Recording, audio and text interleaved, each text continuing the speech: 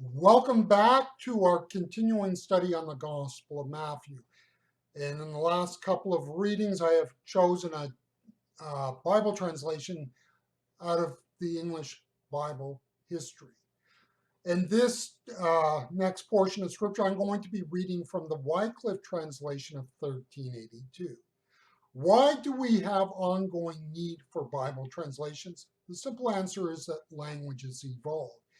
Modern English is a language that finds its roots in the migration of Germanic tribes from the mainland of Europe to the British Isles in the first millennia BCE.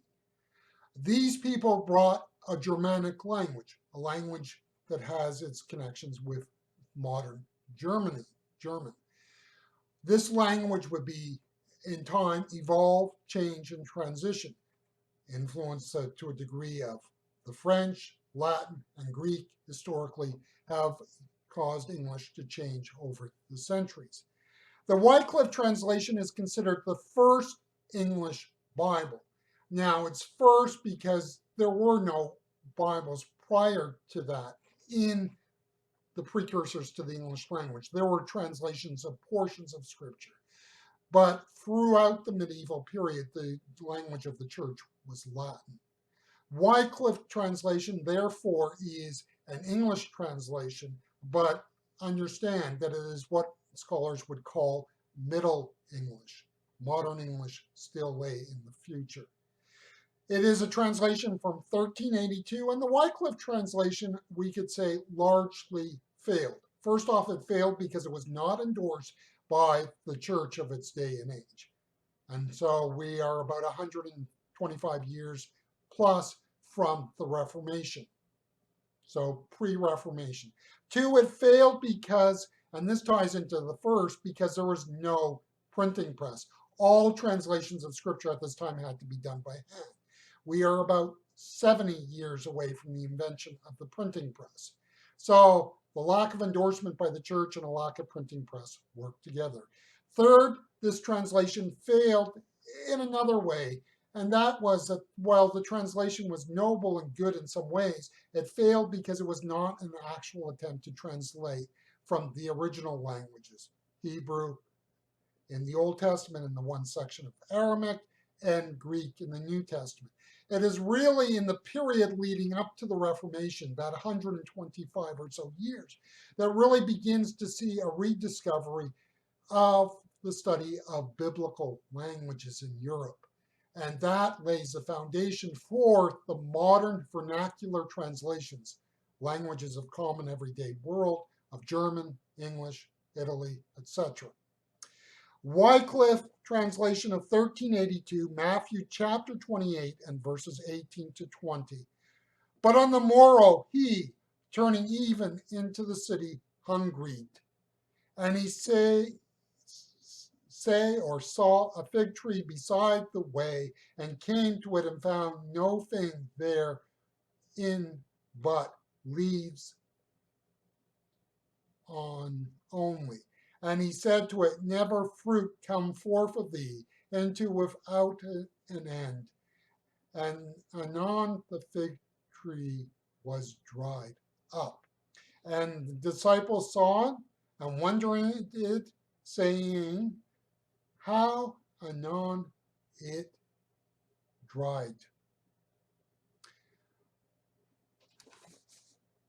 This is a somewhat strange passage, which of course is made stranger by reading it from Wycliffe.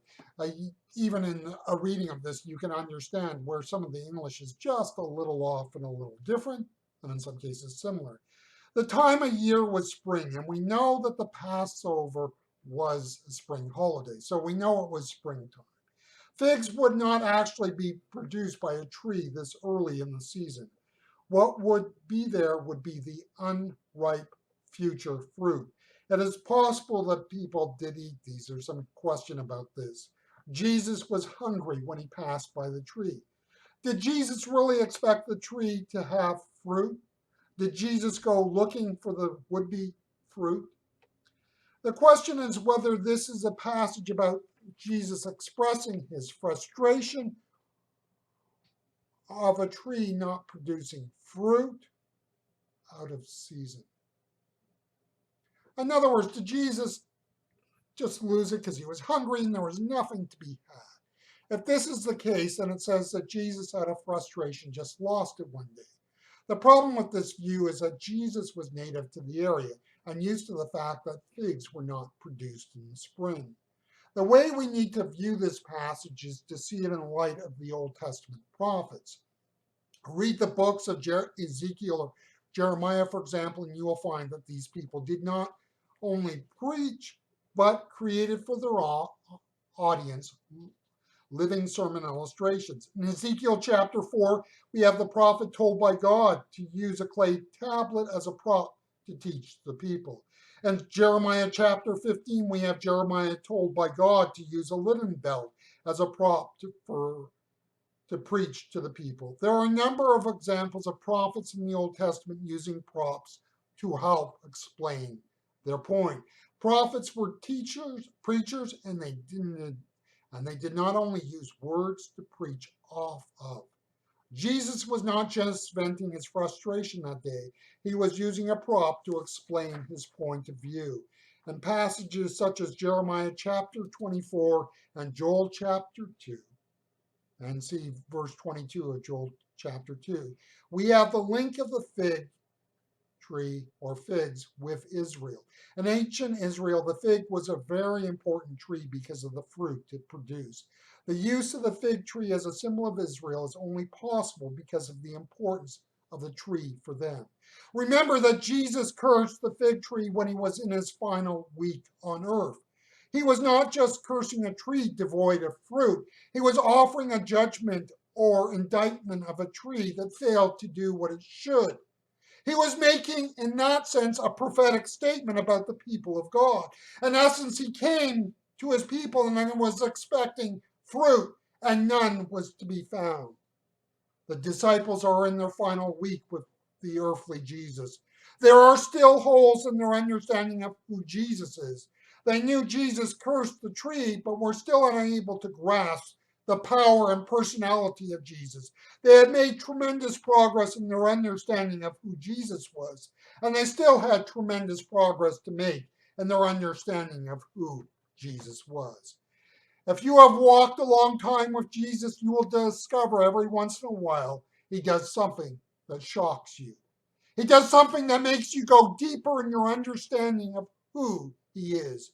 You see, all of us underestimate who he is and what he can do. The disciples, well, they are no different than us. The life of faith is a journey of discovery of who Jesus the Nazarene is.